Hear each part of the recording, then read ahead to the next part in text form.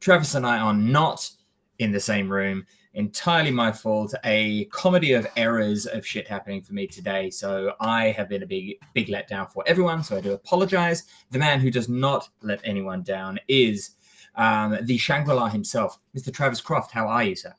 I am fine and dandy. Welcome to this week's stream, everyone. Yes. We had an eventful day in the city here. We are hosting our American overlords, or one thereof. Right, they blocked off a street outside my apartment, so the U.S. Secretary of State could drive into a fancy hotel. I think he was in an Uber because, I'm pretty sure he looked like the driver looked a little confused about where he was going. Now, see, in that scenario, there's a small part of me that would have just wanted to get like one of those laser dot cat toys and just put it out the window. Just see what happens. That would have probably been a poor plan. We're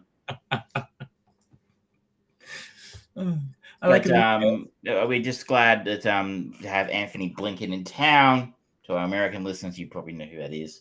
Everyone else probably doesn't need to worry, but finally letting tourists back into the country. Yay. Woo woo. And we're getting the priority people in first. All right. Well, we've got quite a show for you. I'm going to be talking a couple of the big release video games recently. We've got more Book of Boba Fett and Peacemaker to talk. Travis has finally watched and experienced some of Critical Role's content in The Legend of Vox Machina.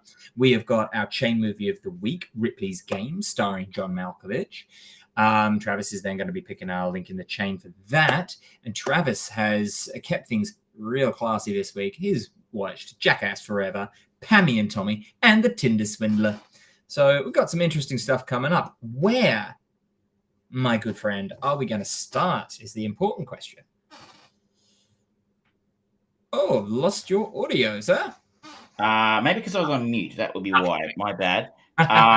Maybe we should start with I think we've been doing well recently, starting with the chain movie. And I'm sure everyone's very curious to hear what we think about a 20-year-old obscure movie from Europe. So yeah, why not? Let's start with Ripley's Game. So for those that don't know, and it's probably a good few people because it's not exactly a high attention franchise. The Ripley story, specifically the character of Tom Ripley, played in this movie by John Malkovich, was also played by a younger Matt Damon in The Talented Mr. Ripley, as well as a couple of other adaptations of books centered around this anti-hero character of Tom Ripley.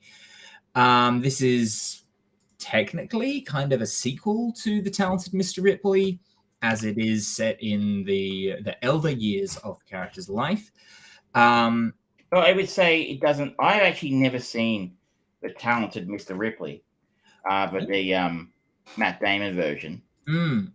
But I have a feeling that this is not intended as a direct sequel to that film.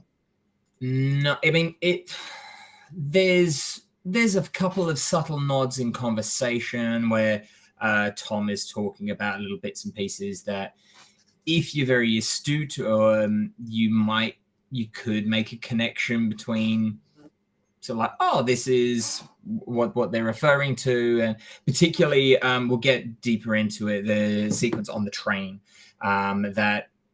and he makes a comment about first class not being it didn't used to be this packed and this busy, and it does have a little bit of a tie back to The Talented Mr. Ripley.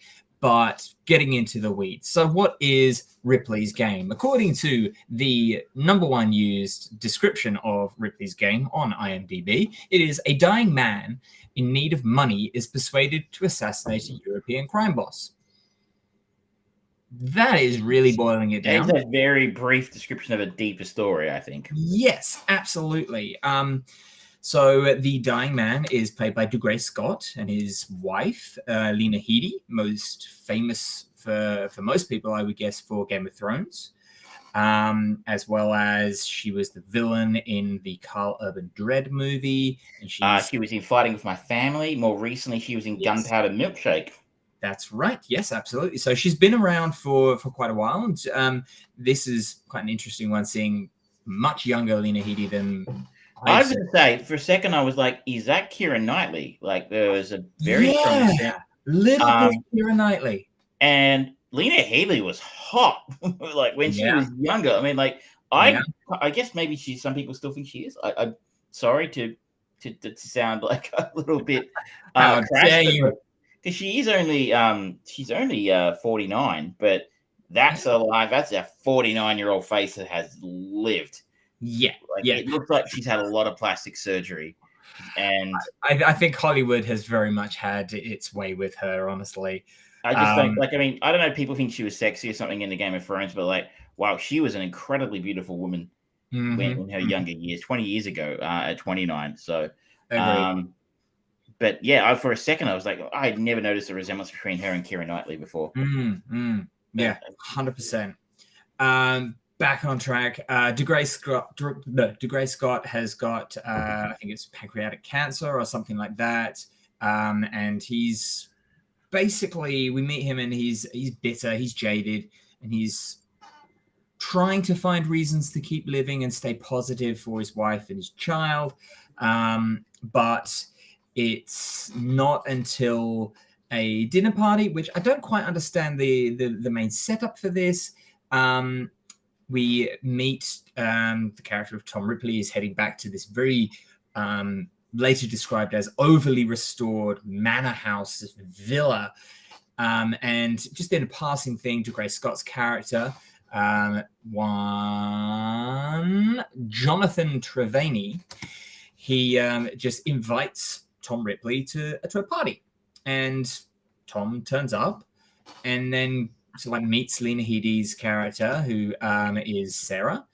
And he then goes into a room where basically DeGray Scott's Jonathan is lambasting why Tom Ripley is a horrible person. It's like, okay, so why did you even invite him if you don't like it? But that is kind of the inciting incident for everything. And it does somewhat illustrate, and in a rather nice way, I think, the broken psyche and mentality of the character of Tom Ripley, because it's very clear straight away the way that John Malkovich plays the scene that he is a volatile gentleman, and definitely puts Jonathan at basically cows Jonathan in front of everyone. And then the story progresses, and a character played by Ray Winston from Tom's past comes back asking for Tom's help in assassinating a European crime boss, as the one-sentence descriptor says. Tom says he doesn't want to do it, but he can find a patsy, and the more innocent, the better. And he uses Jonathan. He gives Ray Jonathan's information, and through coercion persuades Jonathan with a promise of $50,000 of the money to go and kill this guy just with a silenced pistol. Bang, done, business over. And after some moral ambiguity and toing and froing on the possibility, Jonathan decides to go through with it. And this kind of opens up a bit of a door, because it does give Jonathan's character a bit of a verve for life again, which we've seen that stereotype played a little bit in movies, quite cliched, but it's played a little bit more nuanced in this, I think. Then obviously the other shoe drops, and Ray Winston's character, who is Reeves, he just says, oh, it's not just one. You've got to kill this other guy now, and you've got to do it with a garrote because it means something to these people. And at that point, Tom has had a bit of a change of heart. He doesn't want to sully Jonathan any further in this world of assassinations. And then the story spirals from there. It's an interesting one. What are your thoughts on it, Trav?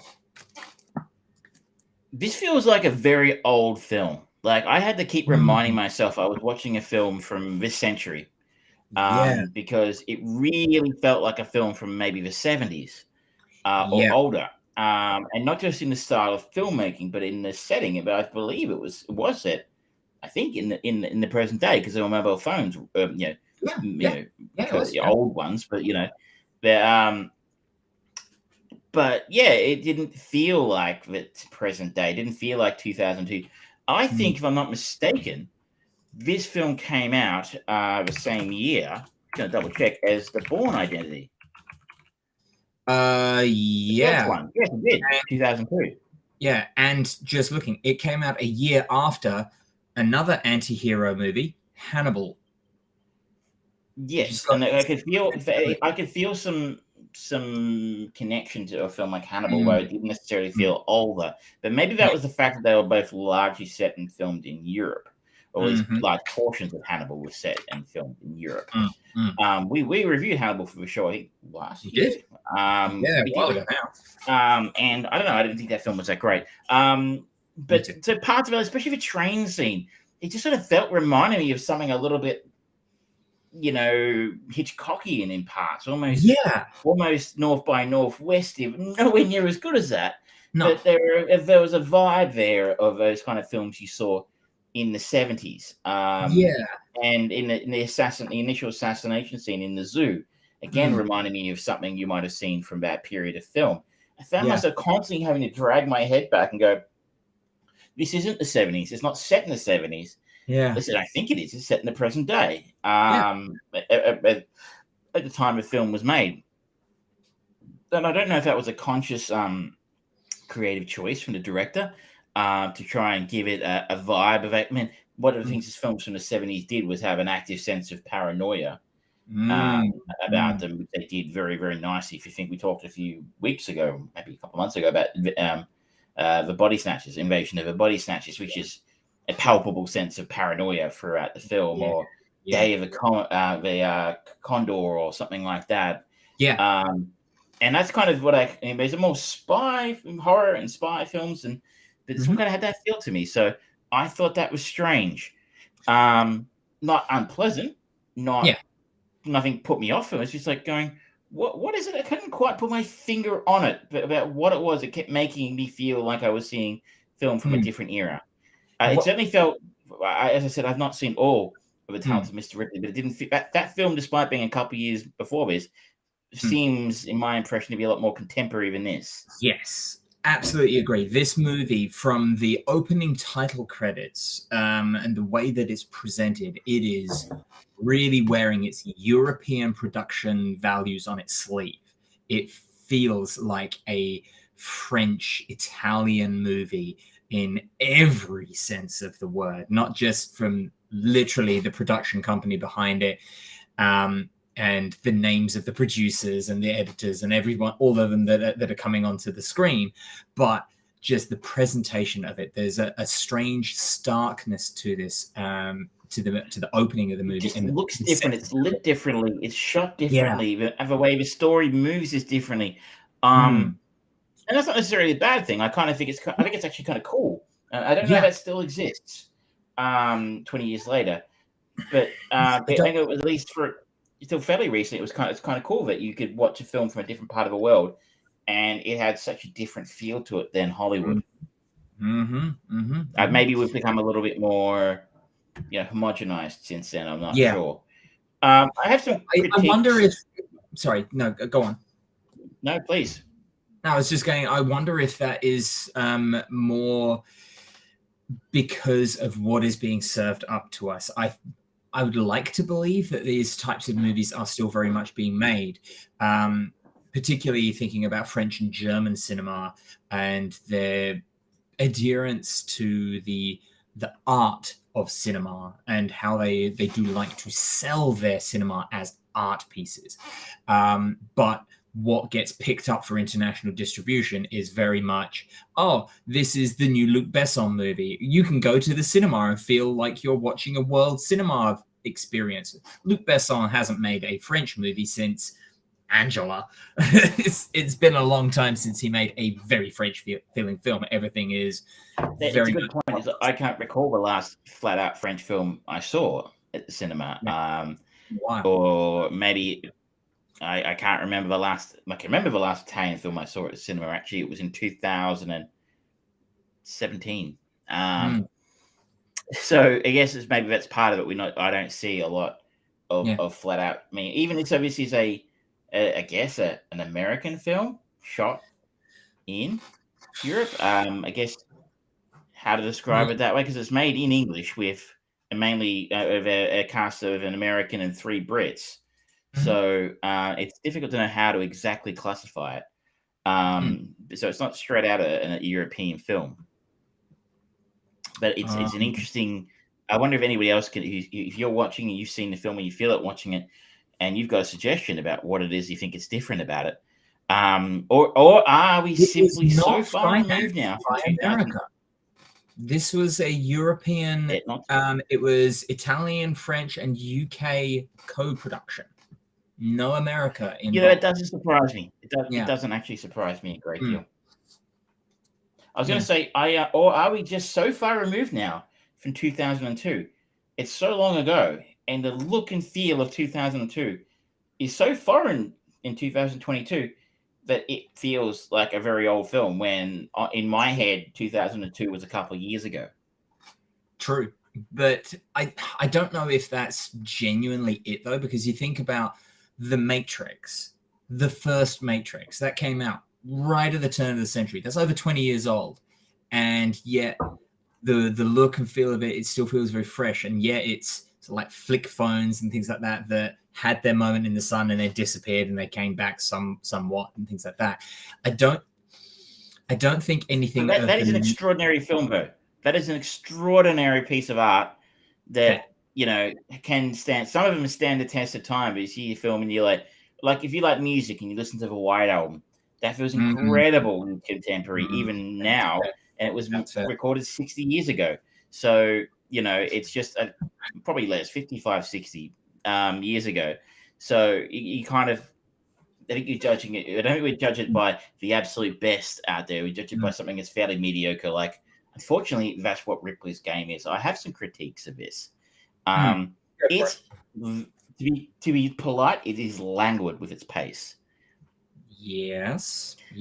It's an hour 50, so it doesn't get my usual critique of it's too long, cut out half an hour, because I think that's a reasonable amount of time to tell your story in. But when Matt Reeves needs 2 hours and 55 minutes to tell a Batman movie, like an hour 50 is a very reasonable expectation to sit through. But it goes at a snail's pace at certain times. Like it has these moments of action and excitement and brutality, which actually kind of break their spell nicely. But in between, there's some very long periods of very talky scenes of not much happening, big, expensive-looking European buildings, and it doesn't.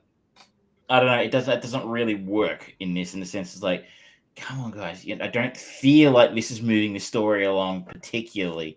And despite the fact that it takes its time, there are parts of the story that I feel are deeply underdeveloped. The synopsis mentions a dying family man in need of money. The fact the guy is dying is mentioned twice, sort of thing. Like, it's mentioned as a hook for Ray Winstone's character Reeves to try and get him involved in the initial scheme to kill the gangster in Berlin. And, you'll have this money I'll set you up with this fancy doctor in Berlin. He'll help you and blah, blah, blah.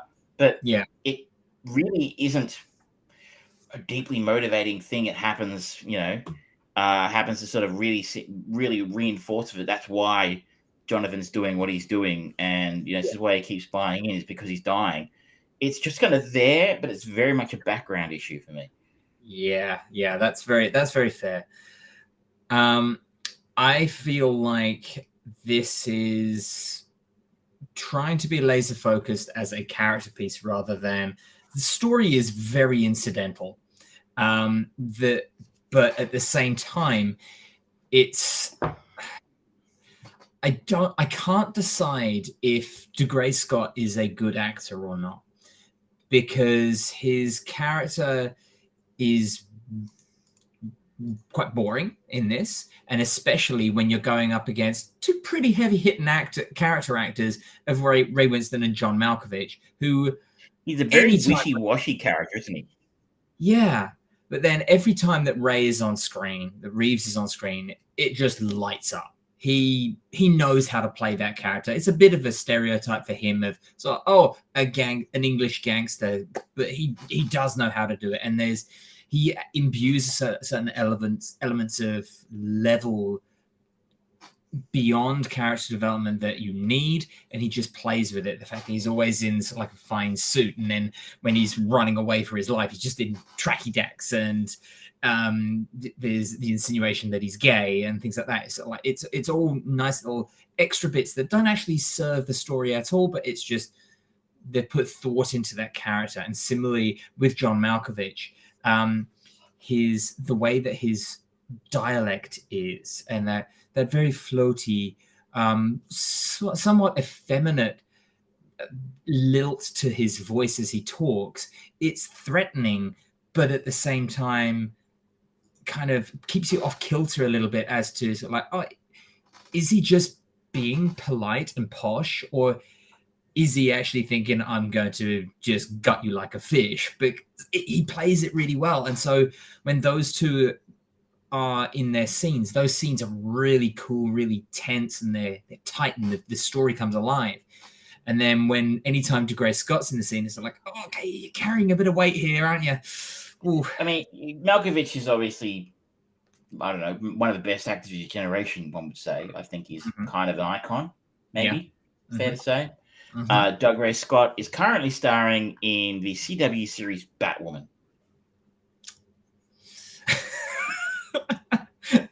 And the knife into the CW shows from Travis, as per every episode. And scene. I mean, enough said. Can he be a good actor? No. Nah, not particularly. But he had his moment in the sun there in the early 2000s. He was in that Mission Impossible sequel, and Deep Impact or something like that, one of those asteroid films. And so I think he was lucky to land into be parachuted into a role which is with a bunch of people who are significantly more talented than he was.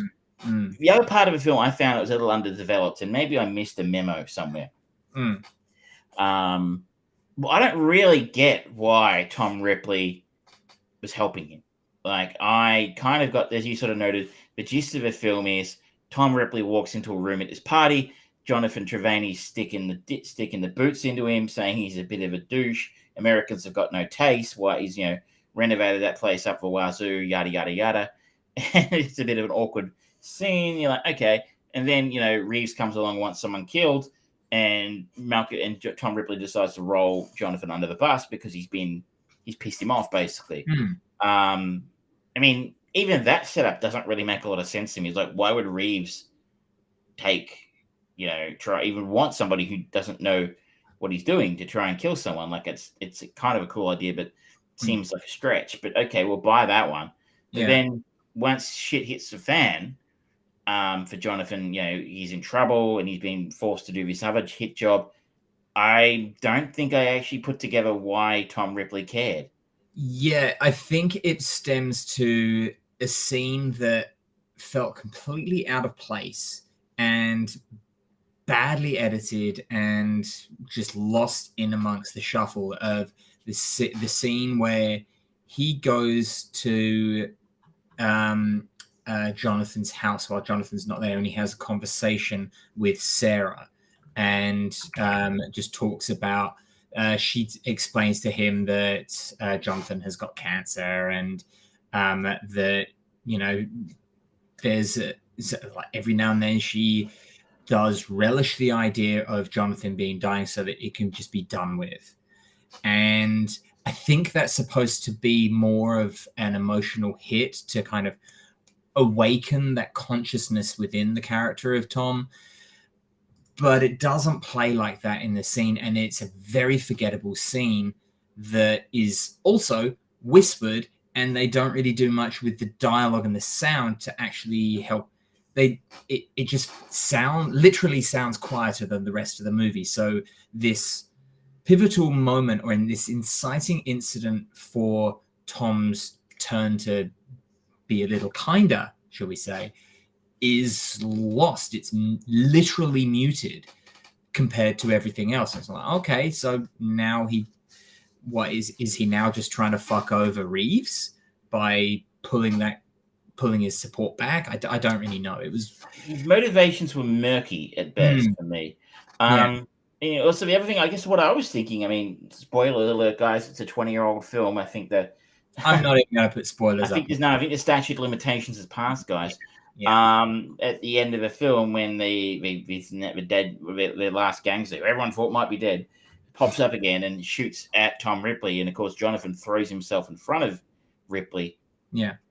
That scene didn't work for me. Well, Jonathan may have felt some degree of gratitude towards Tom for his help.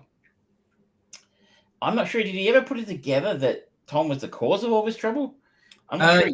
Yeah, he actually has a conversation while they're waiting in the villa. He says, he asks Tom, "Why did you pick me?" It's like, well, initially it was because you insulted me and you angered me. And he just gives an explanation, but I can't remember what it was that he says. Yeah, you're right. And but why? There was never really a payoff for that, right? Like, I can imagine Jonathan might be somewhat annoyed at having been dumped into this situation for simply an offhand comment. And then he's a very calm guy. And then throw himself in front of a bullet, I almost expected, Whitney Houston, to be like, and as he sort of dive, there was a bodyguard-esque dive in front of him, and that felt unearned, and it felt strange to me. Like, this guy's destroyed your life in a period of a couple of weeks because you said something nasty about him at the party. Yeah. And you're now, yes, he kind of did save your life in the meantime, but like, I don't know that you would be particularly sad to see the back of him, or the guy didn't have time to make the cognitive leap to go, if I don't save Tom here, my family will be dead, which is probably also true. But it just felt like, okay, that was a weird choice. But then the way Tom reacted afterwards was almost, I found myself, okay, he's an actual psychopath. Yeah. Because he was he was an intruder. He broke into your house. You killed him. This is what you do. And then he ran off to the opera to watch his girlfriend play piano. And you're like, lovely. I loved that turnaround because it illustrated exactly, yes, he is a legitimate psychopath. He's got no conscience. And then they replayed a scene that neither of us actually liked. And yeah, I think they were trying to play it as Jonathan choosing the way he died rather than slowly withering away because of his illness. But they don't really put any, they would have needed to have some conversation earlier on and him saying, I'm scared about dying in a bed or something like that. Just saying that he wants to exit on his own terms, essentially. But that never happened. You're right. And that comes back to the fact they didn't really put a lot of effort or force behind that he's dying thing, because I kind of forgot that was happening. Like, I go, oh, that's right, they had that doctor's visit earlier. And maybe it would have been somewhat cliched to have him, the character of Jonathan, more visually ill and maybe coughing a little bit or something like that. But they could have, the pace of this movie and the antiquity of the storytelling in this movie, it probably would have still fit if they'd just done a little bit. Like, that could have been one of him coughing could have been part of the cause for the calamitous toilet scene and things like that, just to give a little bit of flavor to it and just pepper a bit more character development into the character of Jonathan rather than just Tom and Reeves. Maybe he's a cough while they're sitting while they're doing the setting up the Home Alone scene in the mansion. There is a Home Alone moment in the mansion. It's surprising how often that pops up in cinema. It's true. They had it in Nobody. They happened in Skyfall. We don't get the Kevin McAllister Tom Ripley crossover we've been begging for. Well, let's just face it. No one's done it better than Kevin. And maybe we need that Kevin McAllister Jigsaw Tom Ripley triple crossover. Oh wow, that's because there's that story going around that, like, apparently Kevin McAllister grew up to be the Jigsaw Killer, and that's why he's the way he is. Love it. But if the Home Alone setup, it could have been, cough, cough. Oh, you're still sick. How's that going? Actually, it's a bit shit. I've got 6 weeks to live. There you go. Reinforce it for the audience. He's actually not well. Yeah. It didn't. I should note that my criticism of this didn't make this a horrible experience or a terrible film. I thought it was very competently made, and the weird vibe of it I was talking about earlier, how it felt older than it really was, and so different to everything else you see. On top of that, you got Malkovich just chewing the scenery and Ray Winston doing what he does best. And you're going to go, yeah, this is pretty good. And the fight scene on the train, as you mentioned, is one of the more interesting fight scenes on the train. You know what it kind of reminded me of? Did you ever play Red Dead Redemption 2? No. How can you work in a video game store and not have played that game? It's like it's the best game of the last 10 years. You need to play that game. There's giving no conversation. It's not my kind of game. It will be your kind of game if you play it, because it's everybody's kind of game. Sure, it's got everything in there. It's such a great game. Does it let you catch them all? Wow. I mean, it's probably even available on a Nintendo Kitty Switch, like by now. Like it's probably out there. I don't know. Dying Light's been delayed by 6 months, so I don't know. But it's you go around as a cowboy in that film, you can shoot anybody you feel like. And you can be in the middle of nowhere sometimes and go, I'm going to, whatever. You might be hunting someone down for a bounty, or someone might have robbed you and you kill them. There's always some asshole on the hill who's like, I saw that and I'm telling the police. And then you got to chase him. And then you got to kill him. And then somebody saw you kill that guy. So then you got to kill them. And it can turn into this ridiculous chain of like killing people. Rube Goldberg murdered hobo. Like, you might get to kill 4 or 5 people just because one asshole stole your horse. And you're like, he stole my fucking horse. I should be able to kill that guy freely. No, it kind of reminded me of. And tell me that doesn't sound like fun. Travis's version of The Purge, ladies and gentlemen. This is not an experience unique to me. Trust me. But if you, does that sound like fun? It sounds like fun. It kind of reminded me of the Lucy. Oh shit! One more keeps coming. Oh, there's another one. Let's kill him too. How much have these guys been on a train toilet in the last 30 years? Like, there's not a lot of space in there. Where do they put them all? Well, it's clipping. It's just the animation of just putting the same person in there. It doesn't actually have a maximum body capacity or anything. They didn't program that into it. It's fine. Apparently, yes. Or maybe it's like Peacemaker and it's quantum storage or something in there. I mean, by the end, there were 5 fully grown adult men in that toilet. I don't know. You're from Europe originally. You've been on some trains in the continent, I'm sure. They're not that nice. No, they're not. They're about the size of this cube. That's it. I guess maybe I wasn't supposed to be thinking about that, but I was. So this is an odd film. Like it is the 4th, I think, or 5th. There are 5 different Tom Ripley films. There's Ripley Underground, starring Barry Pepper as Ripley, The Talented Mr. Ripley, starring of course Matt Damon. We've got this one starring John Malkovich. There's one from a couple of very old ones called Purple Noon and The American Friend, which I think Dennis Hopper plays. Yes. And The American Friend is an earlier version of the same story. Yeah. Tom Ripley, who deals in forged art, suggests a picture frame he knows will make a good hitman. I think the hitman was played. Bruno Ganz is in that film, who of course played Hitler in Downfall. Great movie. But Dennis Hopper is Ripley. I was always tempted to make that next week's film just for shits and giggles, but I think seeing the film same story twice in 2 weeks would be a bit much. That would be interesting.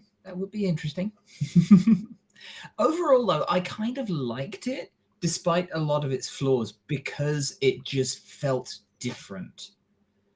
And it definitely gave me a bug to go out, and I've been watching a lot of Korean cinema over the last 6-8 months, a lot of Korean TV, and still loving all my Japanese animation and Japanese movies.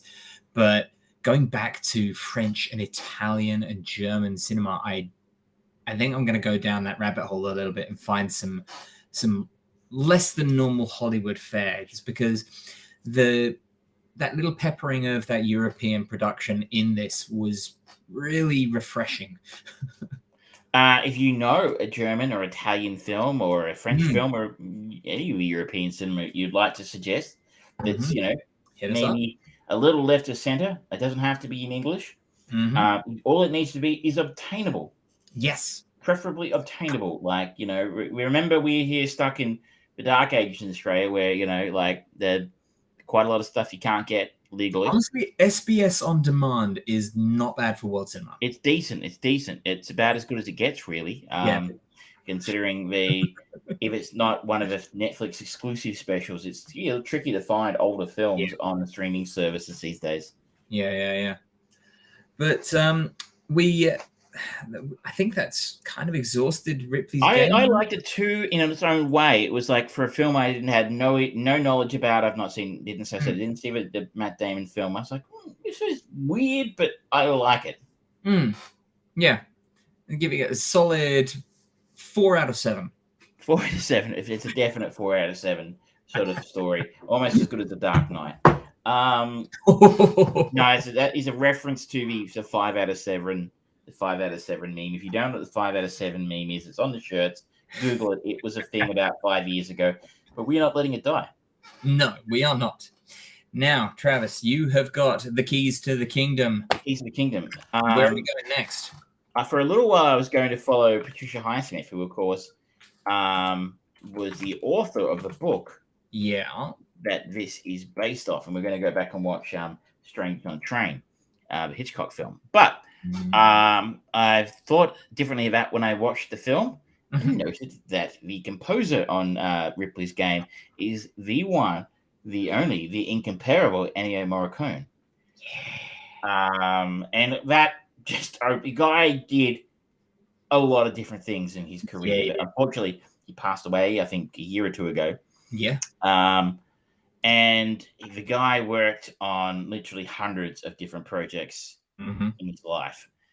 From more recently, he worked quite regularly with Tarantino. That would be a little bit self-indulgent. So instead, I have chosen, though, I think is acknowledged as a modern classic. And that is the 1966 Good, the Bad, and the Ugly. This is a film I have never seen. Really? I don't care for Westerns as a rule. I always grew up in Westerns were that boring-ass John Wayne movie that was on TV on a rainy Saturday afternoon. So I've never enjoyed many Westerns at all. But this is, as I said, is acknowledged as a classic of the ages. It's got an 8.8 on IMDb, a 90 Metascore. It's the number 9 movie in the IMDb top 250. Starring, of course, the great Clint Eastwood, Eli Wallach, Lee Van Cleef, directed by Sergio Leone. I imagine there'll be a few X's for you on the way out, as a very famous movie. So, yeah. See, now instantly, I want to follow on to one of my favorite movies of all time, following Sergio Leone to his magnum opus of a Western movie. But I'm not going to, because... Is that Once Upon a Time in America? Yeah, Once Upon a Time... I thought about that, but that one goes for about 4 hours. Once Upon a Time in the West, not Once Upon a Time in America. That is really long and really slow. I think that one... I did consider Once Upon a Time in the West, but I think that's a very long film too. It is quite a long film, and I don't want to have to force you to watch 2 Westerns back to back. 2 hours, 45 minutes. But again, that's 10 minutes shorter than the Batman. So that's our new measuring tool. How many the Batmans is that? Travis, I have a request for your set design. You need to have the wall behind you just needs to be tons of knives. Like, how long does it get to Sydney? Or about 4 the Batmans.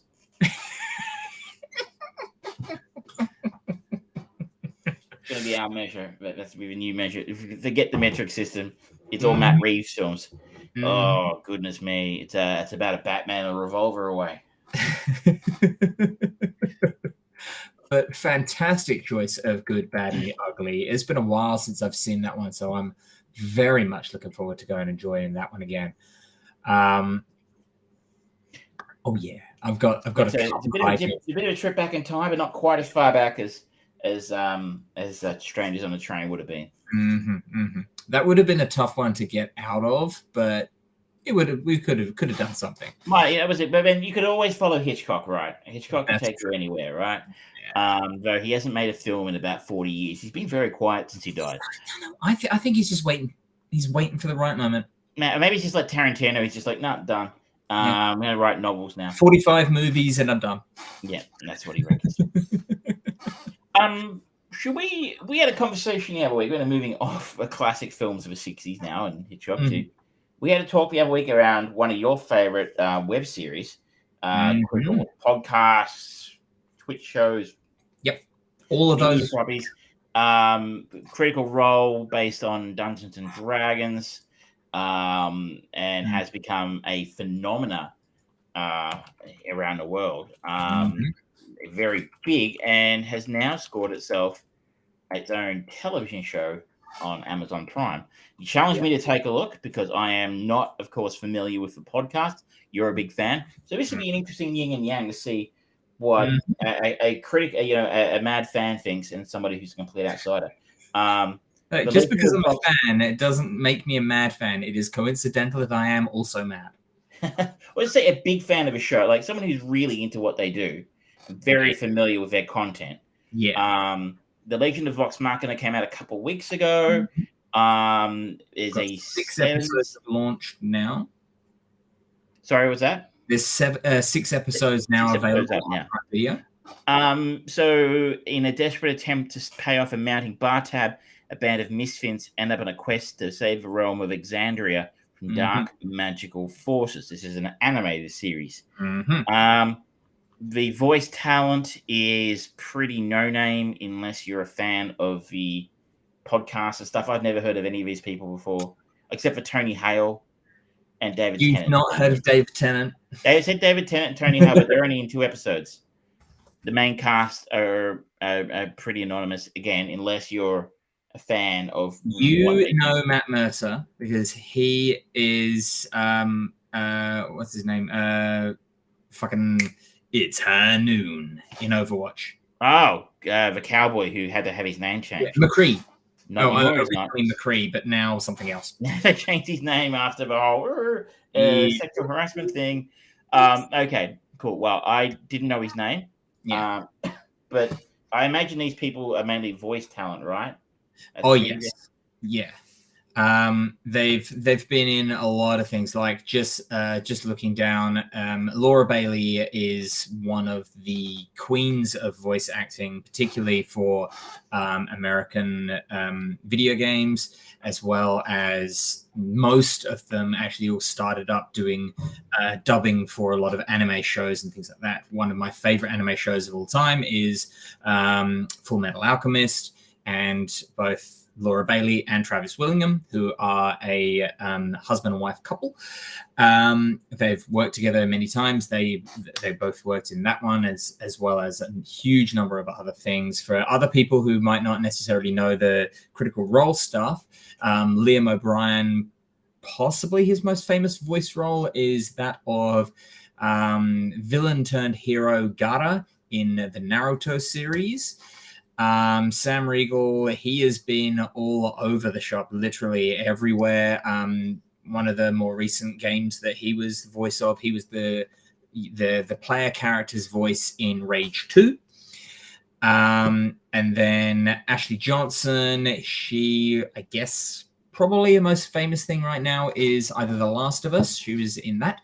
And she was she was one of the key characters in Blind Spot, which was a TV show for a number of years.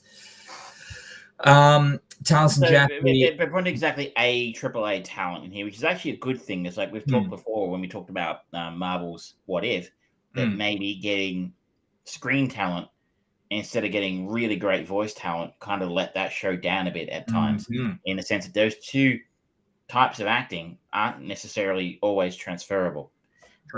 So it sounds like most of it was a Twitch show before it was a podcast, right? It was It did both at the same time, essentially. It started off just as a birthday one-shot for, I think it was for Liam.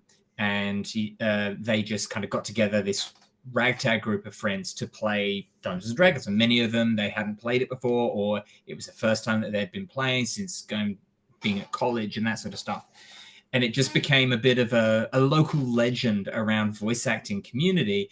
It's like, oh, Matt Mercer's doing this thing, and they've been doing all this stuff, and they would just talk about it in the recording studios and things. And Felicia Day, she was doing Geek and Sundry at the time, and she said, hey, would you be interested in just doing it on the stream?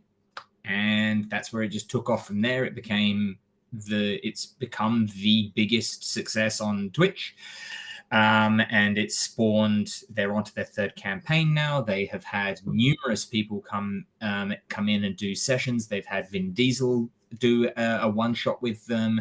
They had Joe Maglione come in and cameo in a couple of episodes.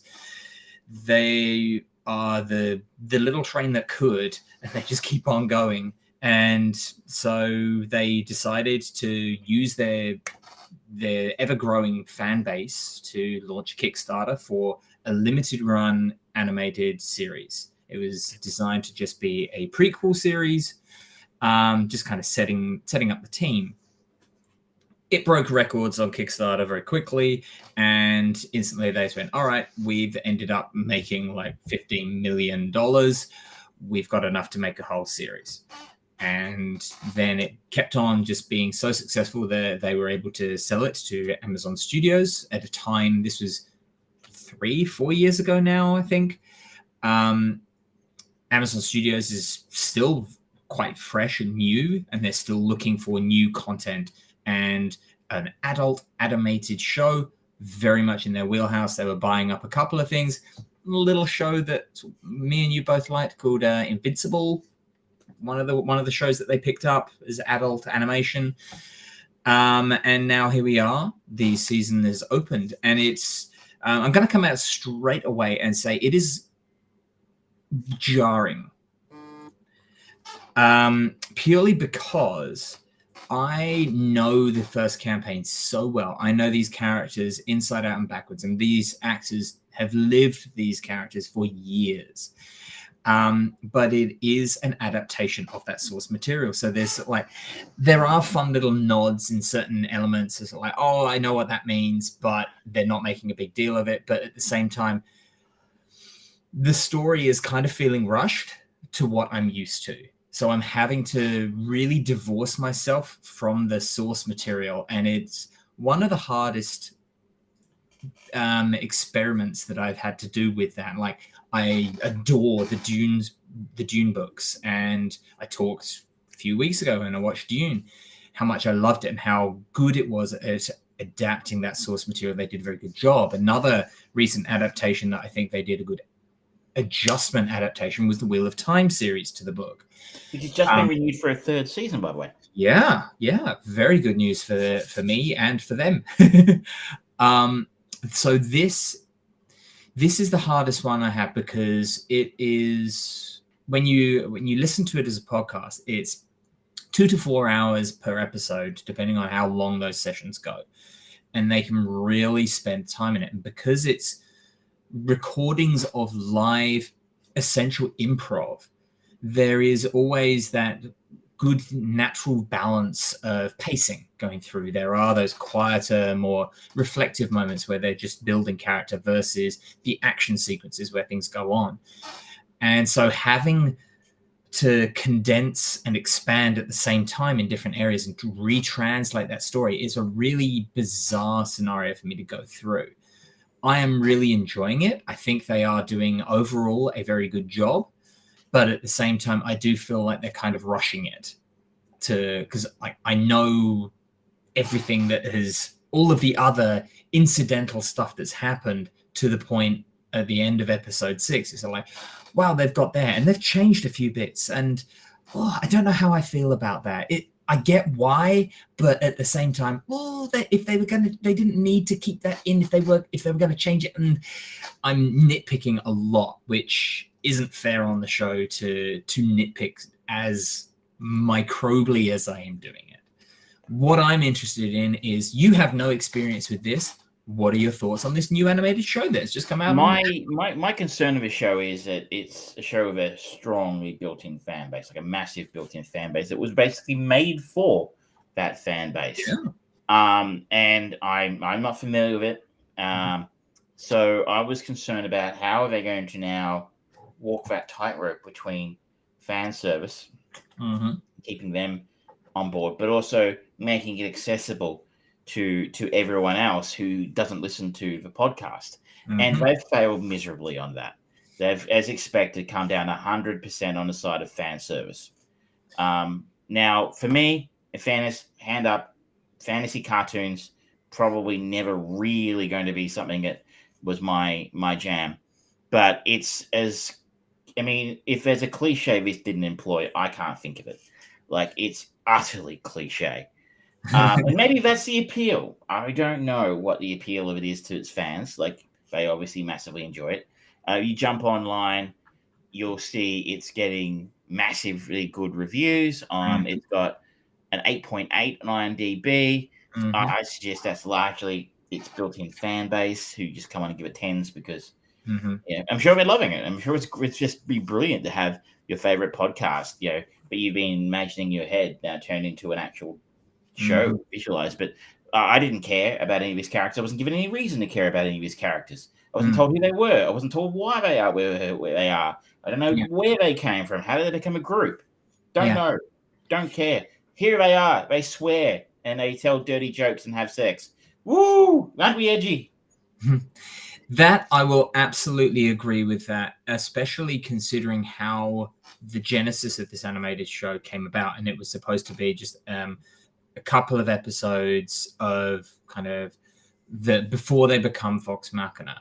And they have failed in genuinely introducing and explaining each of the characters to anyone who doesn't already know. And that's bad writing, honestly. And it just says to me who they were writing the show for. That's right. They were writing it for the people who are already watching. And they don't really seem to give a shit about bringing any new audience in with this particular show. Yeah. It hasn't been widely promoted, but then again, streaming services are pretty bad at that these days. So you're very unlikely to even know what's there. You mean you wouldn't know what it was, and if you don't know what Critical Role is, I doubt you'd click on it to watch it. Yeah. Look, it looks okay. It looks good enough, I guess. The animation's fine, if unremarkable. I don't know who did it, but it didn't have a problem with it. I wasn't necessarily bored by the show. It was like, show me something I haven't seen before. No, you're just going to do what every fantasy thing ever does. Okay, cool. But you're going to have some swearing and sex in there. Okay, cool. Yeah. I didn't find it particularly compelling.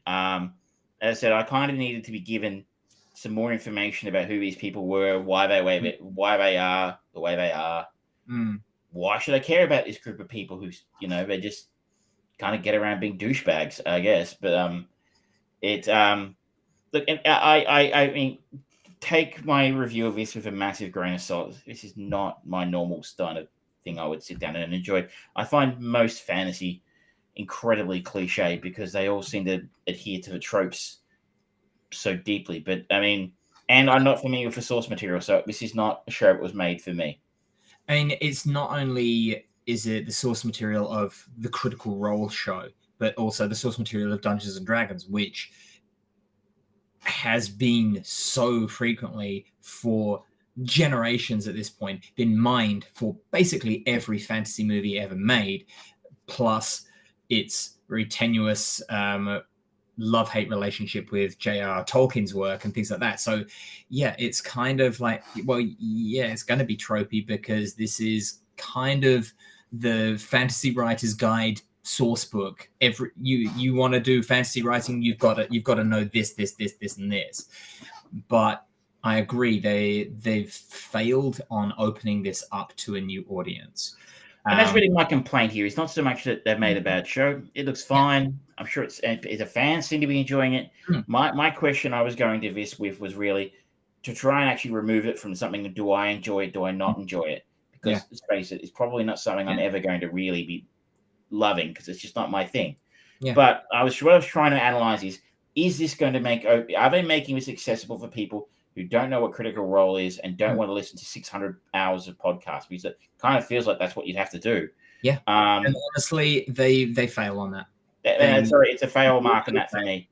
If you are a fan of Dungeons and Dragons, if you are a fan of Critical Role, I think George is giving you a pretty good heads up. There may be some annoyances in there, but you're probably, it must be a lot of fun to hear all those jokes and hear the genesis of things that you've heard about previously.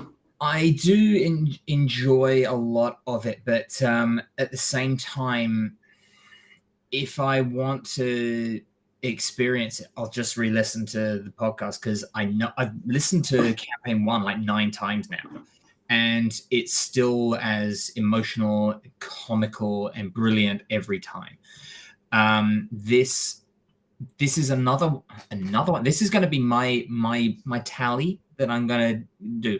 Another streaming service where it's like, why are you still sticking to those fucking time slots? Stop doing it. If you need an episode to run longer or shorter, just fucking do it. You are in control of that. Just do it. It's fine, especially when the show is dropping 3 episodes at a time or dropping a whole season at a time. The amount of time does not fucking matter. Just keep it succinct and use the time that you need. And we'll talk about that a little bit with the chapter 7 of the Book of Boba Fett. I haven't finished watching it, but it's a longer episode. They can do it when they want to. Why aren't they doing that with every? Just so you're clear, you are not talking about that because it hadn't gone live by the time I got to start this show. I won't talk about that final episode, but just that it has gotten extended. Okay, that's big all I'm saying. Warnings on that one. And so it's they can fucking do it. So why don't they fucking do it? Prime example was the What If series. I talked about it every fucking episode of that. There were some that could have just been 5 minutes and some that could have been 45. And this is another prime example of they're rushing through a lot of the story because it's like, oh, we've got 12 episodes or 22 episodes and we need to wrap everything up by that point. It's like, well, no, you don't. Just agree to the story in the production team and then break it down as you need to make each episode enjoyable. That's simple. Just to tie a rope around the D&D theme, there's a D&D themed comedy show at the Melbourne Comedy Festival this year. That I believe George and I are going to go and check out. So it's called Dice. Just to give him a free plug to absolutely no one who watches this show, it is called Dice Paper Roll, and it's playing at the Melbourne International Comedy Festival. So if you're a fan of that kind of thing, you might well dig that. Yeah, absolutely. And it's playing at somewhere called the Bard's Apothecary. So like that sounds like a very appropriate place for a D&D night. I think so. All the wenches, come on out. I think it's time for our sponsor this week. I think so, yeah. Who are our sponsors for this week? Our sponsor this week is the 1980s, being that we have Valentine's Day coming up on Monday. It is the 1984 edition of the Australian dating show, Perfect Match, starring Greg Evans. Okay. Don't forget, #no discount at checkout. No discount. If you want to buy yourself an 80s game show. Yep. No discount at checkout. Yes, that works. I love our sponsors. They have no idea.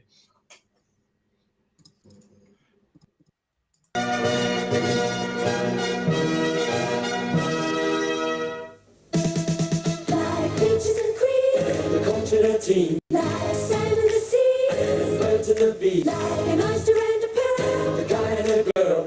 What have you got? You got a perfect match. Yes, it's Perfect Match. Now welcome the star of our show, Greg Evans.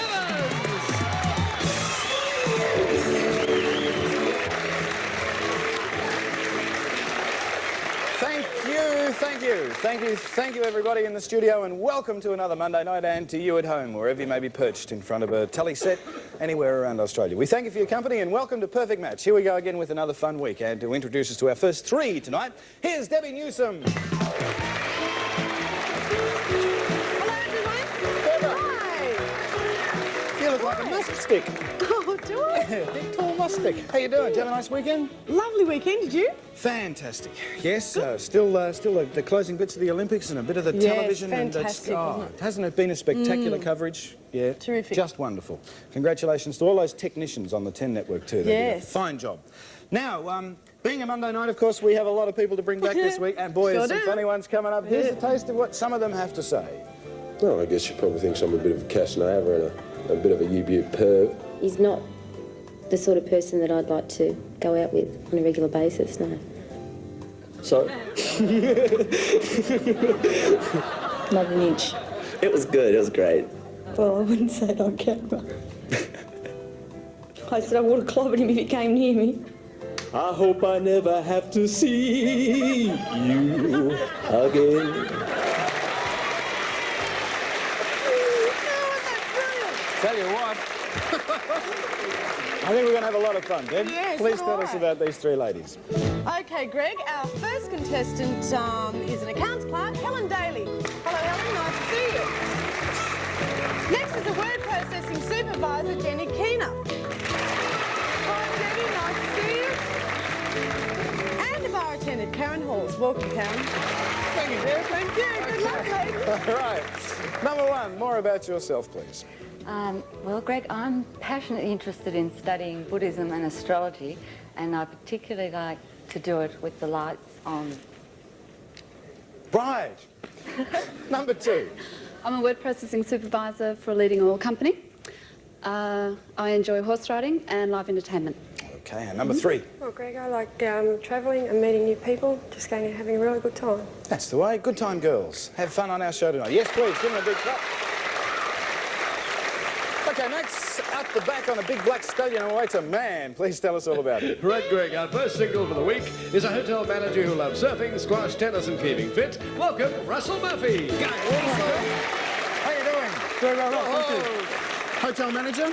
Whereabouts? Up in the Lullaby Hotel on the Sunshine Coast, Greg. You're from Queensland. Sunshine State. Yes, it's beautiful up there too. I just thought it'd be funny if you want a date to Queensland tonight. So do I. That'd be interesting. Big hi to all our viewers in Queensland through TVO up there TVO, too. yes. You watch the show up in Queensland? All the time, Greg. When I'm not working, of course. And why haven't you got a woman? Live in Queensland? Is this, can I say this on air? Well, There are too many in Queensland that are single to make my mind up, Greg. Really. That's why I'm here.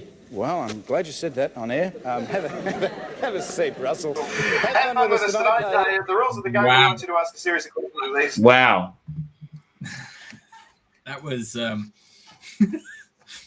wow.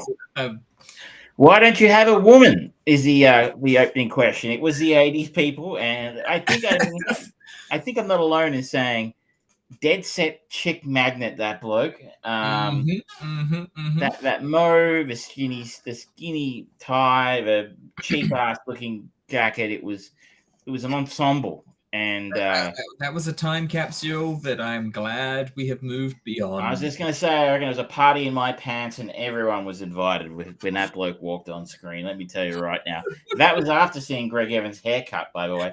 Greg Evans. And you missed the best part of a show. At the end of a show, there'd be over contestants. The contestants would pick the woman. Would pick the bloke picked the woman. I can't remember. There'd be a winner, a guy and a woman. When you've won a free trip to a caravan park in Dubbo, you'll be enjoying all the delights of Dubbo. At the end of it, they had a little robot called Dexter would come out and go, "Your compatibility has been calculated at 78%. It was just the best. Oh, no. And they did try and bring it back in the 2000s, but no, it was just like, no. I'm just disappointed that the robot from Rocky 3 fell so low. We got to keep working, It was a little bit, it was exactly like that robot, by the way. I think it might have been his cousin. One of the Baldwins, perhaps, in another life. Should we stop talking about TV shows from the 80s that you weren't in the country to enjoy? I know that's why people regularly tune in. Can I talk about Pam and Tommy? Yeah, talk about the sex tape that shook the world. The sexy sex tape of sex. Yeah. All about sex. Ooh. Pam and Tommy is the new TV miniseries on Disney, of all things. Disney. That's right. For one with a D. And trust me, this show's all about the D. And it's on Stars, and there's quite a bit of nudity in this, and you're like, oh, Disney's getting saucy in their old age. So, for those who are unaware, this follows the story of Pamela Anderson and Tommy Lee's relationship, going back to their whirlwind romance that started with them marrying after only knowing each other for 96 hours in 1995. It's one of those interesting stories where, like, I was alive when this happened, and I was vaguely aware of this kind of thing happening, and that Tommy Lee was married to Pamela. I think I must have heard about it or something, but I feel like celebrity news was a little bit less ubiquitous in 1995 than it was. It was pretty ubiquitous, but it wasn't everywhere like it is now. So apparently I meet people and they'll go like, such and such a person's married to Rihanna, and I'll be like, who? We are in touch with this world. How do you do, fellow kids? But I think I was vaguely aware of this, and I think there again there was a bit of fuss around about the sex tape that came out as well. But there's a lot of this story again. It's a little bit like I talked a few months ago about the latest season of American Crime Story, which was about the Bill Clinton sex scandal with Monica Lewinsky, and how there was all sorts of things going on in that story. Like I vaguely remembered the main dot points, but there's all sorts of minutiae in there. I'm like, I had no idea about that. And the show's a little bit like that as well, because like I didn't know that they knew each other for 96 hours, anything like that. So for those who don't know, if you're a little bit young, Tommy Lee was the drummer for a band called Motley Crue, who were a glam metal band from the 80s. Trust me, by 1995, Motley Crue were fucking irrelevant. But they made a lot of money and it's a lot of records once upon a time. And Pamela Anderson was she was the hottest star of the most popular TV show on the planet. Slow motion running, erectile tissue, cold water, tight bathing suits.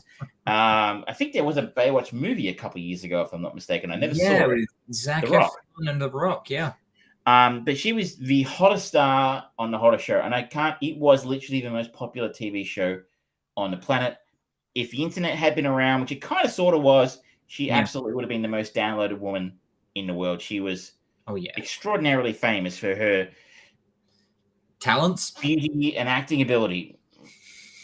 Trust me, barbed wire. I worked really hard to try and find a connection between Ripley's game and barbed wire. It just doesn't exist, unfortunately. You could do it through the Book of Boba Fett. Well, unfortunately, that wasn't a chain movie, but what can I do? So the show stars Sebastian Stan himself as Tommy Lee, and he really does well. He really disappears into the role of a rich rock star douchebag. Lily James is unrecognizable as Pamela Anderson. If you don't know who Lily James is, you really ought to. She was in Baby Driver a few years ago, which I recall you and I very much enjoyed. She was in Pride and Prejudice and Zombies, and she was a standout in a film that I didn't like very much because I'm not familiar with the source material. And she was in Mamma Mia. She was in Yesterday, which I really enjoyed as well.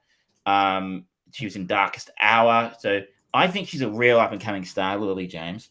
I mean, not to say she's actually a stunning woman herself, but she is transformed into Pamela Anderson in this film. And the other part of it is Pamela Anderson was well known for a particular bodily feature. And that is a particular bodily feature that Lily James does not have. Yes, it's correct. Lily James did have to wear a prosthetic forehead piece. I'm sorry, it had to be said.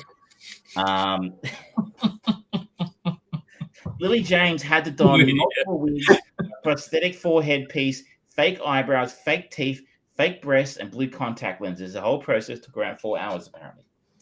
When you think about 4 hours of makeup, you genuinely kind of think, like Gamora from Guardians of the Galaxy or something like that. You don't think 4 hours to make you look like someone, another human being. Pamela Anderson. But I mean, it pays off because The makeup work here is spectacular. You're like, I could be looking at Pamela Anderson herself. It's really high praiseworthy. Episode 1, we meet the character. We meet the characters obviously with Pamela and Tommy, but we meet the character of Rand, who is played in this film by Seth Rogen. It's a TV show. Seth Rogen is a carpenter who has been employed alongside a contractor to redo or renovate Tommy Lee's bedroom.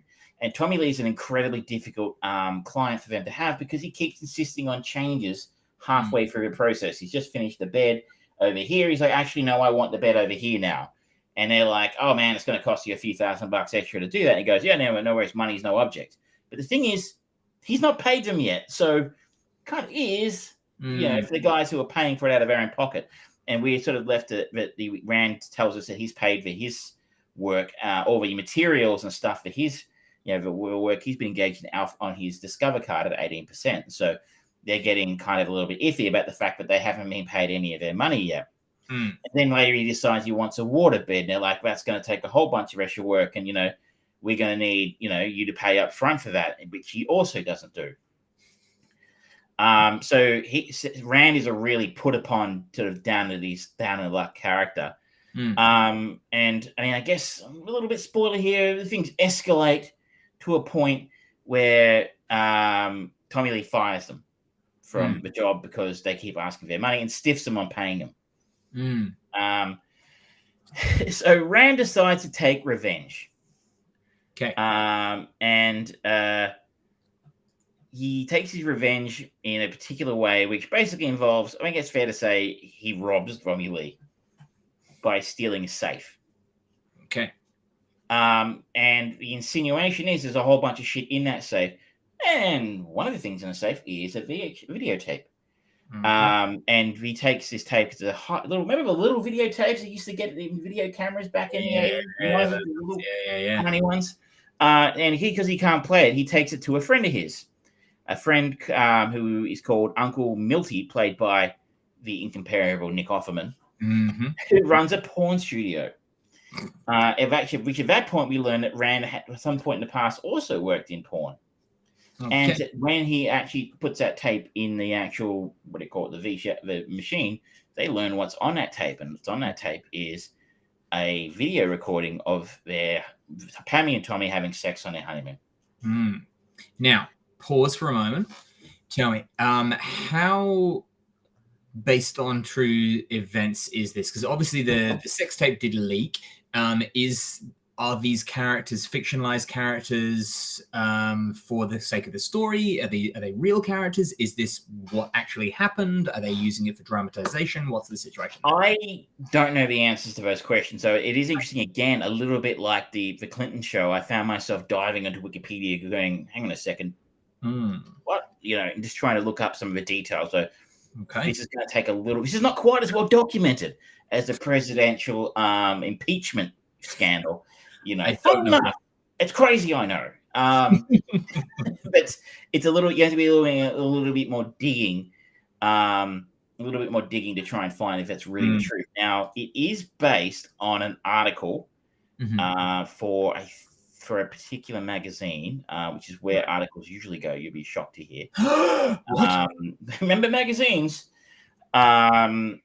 Yes, it's an Amanda Lewis, Chicago Lewis wrote an article. So doesn't actually say here what the article was from. But I would have to dig into how much the film's based directly on the article. Was the article correct? The film is selling itself as being based on true events, where it varies from, I would imagine they're taking some poetic license with what actually happened. But I suspect the major beats are correct in the sense that Tommy and Pan were married. They did make a sex tape. He was stolen from him, and it was eventually, I think we'll find as the show gets on, uploaded onto the internet. So I should note, I am 2 episodes into an 8-episode season. So I haven't watched it all. I don't know if they're all up yet. I think they're doing their drip feeding. We are 4 episodes up at the moment. Okay. And this is really engaging. But so taking this on surface that it is largely based on fact, with some, bits and pieces thrown into place that make it a little bit more saucy. Mm-hmm. It's really well done. In the sense, like I said, Sebastian Stan is slimy and creepy and sleazy, and just looks like he would taste like salty garbage if you licked him. That is a Family Guy reference if you know it. And that's exactly what Tommy Lee was like. He was slimy and disgusting and insanely talented as a drummer, apparently. And so he gets around in his underpants most of the time, like a G-string underpants, and you're like, the hilarious part of we learn in the second episode is that Sebastian Stan's penis is a character in this show. He actually look, yes, of course, he's the kind of guy who would have named his penis. Like, he's exactly the kind of guy who would have done that. But he actually talks back to him in the show, which is actually terribly amusing. And actually has conversations with Tommy himself about whether or not he should go ahead and try and get with Pamela Anderson or not. I'm trying to remember the character actor who voices it. But, I have been assured, though, this is one of my Jason Mantzoukas voices the penis. If you have a look at him, that name. Tommy Lee, he is credited as Tommy Lee's penis. That is exactly. He was in The Dictator. He was the Scarecrow in Lego Batman. He's in Big Mouth. He was Rex. Invincible. He's in Star Trek Prodigy, Brooklyn Nine-Nine. He's a very busy man. Yeah. He's actually very funny. He has a voice very nicely. But this is one of those times where I jumped into Google and go, is that Sebastian or is it not Sebastian? It is not Sebastian. And it is a CGI puppeted penis in the sense it actually it moves around and talks directly to him. It is very, very amusing. I just got this image of this just the worst looking sock puppet ever. The disturbing thing is this is not the only penis puppet that we'll be discussing this evening. That's all I've got to say about that. Look, spoilers for Pokemon Arceus. I know, right? But it's a lot of fun. It's really well written. It's really entertaining. I found myself sucked in and kind of yelling at the TV a couple of times at like what an arsehole that like Tommy Lee was towards his contractors, which is as a unionist of sorts, I think is kind of a shitty deal considering the guy had a lot of coin. And again, don't know how real it was. The showrunner is Robert Siegel, not a massive name in the industry. He's an excellent writer, though. He wrote a lot of the episodes, and he wrote The Wrestler. He also wrote the Founder, the Michael Keaton film. Which is excellent. So it's high quality production values. I said the makeup's incredible. Some really fantastic acting, and it really sort of it looks like it's going to delve right into the actual, all the different aspects of it. We're not just going to go have a whodunit or anything like that, like something like an I, Tonya. It's going to be, I think, the gist of the show essentially is this sex tape came out and it enhanced a lot of careers and it kicked one career in the ass, and that career was Pammy. So, I suspect that's the story we get, the path we're going to go down in this show. So for the show, does it draw anyone in particular as the victim or the hero or the villain or anything like that? Or is it what I like about it is in episode 1, Tommy Lee is very much the villain. He's stiffing these contractors. He's sacking them simply because they're asking to be paid. And you certainly don't feel bad for him, the fact that he got ripped off. Don't feel bad about that one little bit. And Seth Rogen is sort of being set up as the underdog who's kind of, being hard done by, and he's just, he's sticking it to the man a little bit. But episode 2 does take us, it sort of switches around a little bit. Now we're looking at things from a slightly different angle. Now we're looking at things Whereas the first episode was told entirely from largely Seth Rogen's perspective. Now we're seeing it from Tommy Lee's and Pam's perspective to a great degree. And we start to see some other aspects of those characters. We now see Seth Rogen's Rand from the perspective of Tommy when they first meet. And you know what? He's kind of an annoying little nerd. Like, he's really, that guy's a dick. Like, I mean, I would be kind of like, I wouldn't be ripping him off, but like, maybe he's not the avenging hero that we thought he was in episode 1. So I think the show is designed to tell a story from a number of different perspectives of different characters. That I'm fascinated to go back and watch some more and see how it ends up. It's a lot of fun. Really, it's funny. It's entertaining. It's for people of our vintage. It's like a bit of a nostalgia trip. Like, like, oh God, I remember that song. Or the fashion choices. You're like, oh goodness, I remember those. Why did people think that was a good choice? But I also remember how hot that, how not as in attractive, but how famous and the power of Pamela Anderson's fame at the time. And I just, I would say though, if you are bothered by excessive nudity, then this is obviously not the product for you. Steer clear of this, especially if you've got young kids. Make sure they're in bed first. This is not for children, unless you want some very awkward questions about Sebastian's why Bucky has a talking penis.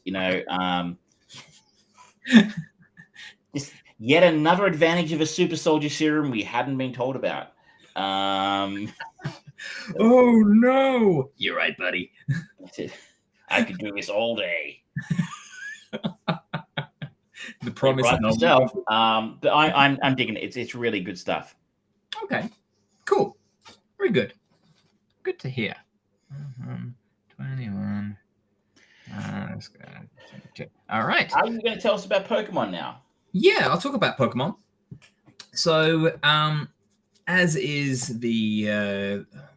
with the tide, the moon, and the sun rotating around the Earth, there is a new Pokemon game. This one has finally started to do something that the Pokemon franchise is famous for. And it's about evolution of the characters and gaining experience and evolving to different states of these little pocket monsters, the Pokemons. And Pokemon Arceus is the first big change in the Pokemon franchise in a lot of ways, but it does keep a lot of the same stuff going on. So anyone who doesn't know anything about Pokemon, you are a Pokemon trainer who is essentially let loose on the world. It seems to be a rite of passage in the Pokemon world that you get to, like, maybe 12 to 15 years old. You just randomly give it a backpack and a random Pokemon to start you off. And so, like, go, experience the world. Bye. Make sure you call, but you never actually have to or anything like that. And you go around and you collect all these Pokemon, you build up your team, and you take on these different gyms and earn badges to become the best there ever was. Pokemon Arceus does shake that up somewhat because you are displaced in time. This is the earliest in the Pokemon timeline that we have ever been as fans and players. This is not your typical I'm going around and having all these gyms. This is much more quest-based. And you find yourself in this ancient or a very old civilization era, kind of think kind of feudal Japan inspired kind of setting largely. But you have been sent back in time by God? Maybe? God? For reasons? I'm not entirely sure. I don't really pay attention to the story of Pokemon because why bother? Did they even bother with a story? Like, There's story I've heard. I skipped the end. But you join a survey team, essentially. You are going around and you are collecting Pokemon to fill out the Pokedex. And as you do this, you can take on little quests from other people. So like, I need this particular Pokemon is very good at helping chop down trees, and I need them to build the town a new blah or whatever, and you go around and you complete them. The first true 3D Pokemon game to come out was a couple of years ago on Nintendo Switch called Pokemon Sword and Pokemon Shield. And it still had the very typical, your starting location, and then you go around to these set areas and you complete the game from step 1 to 10, essentially. But in Pokemon Sword and Shield, they had much bigger areas where you could wander and you'd see Pokemon randomly drifting around. This has taken that to the next step. And when this was first announced, there was a lot of people, myself included, that just looked at the opening trailer and like, oh, fuck, this is Legend of Zelda Breath of the Wild meets Pokemon. Cool, I'm all down for that. It's not entirely that, because it hasn't got the broad scope of, where you start as Link in Breath of the Wild, you come out of the cave and you can literally see the end goal of Hyrule Tower and the smoke of Ganon just going around. And you can, if you want to, you can just go straight there. This one, it is still somewhat gated. It's broken down into pretty large quadrants, but they're a little boring and it feels somewhat sparse. This is a prototype for, I think that if this is successful, which it's already sold over 6 million copies, it's gonna get a sequel. Of course, Nintendo people buy what they're told to buy. Yeah. Pokemon people just crazy. Pokemon people are crazy. Yeah. I'm looking right at you. Yeah, all of you. Luke, I know you're not watching, but I'm calling you out.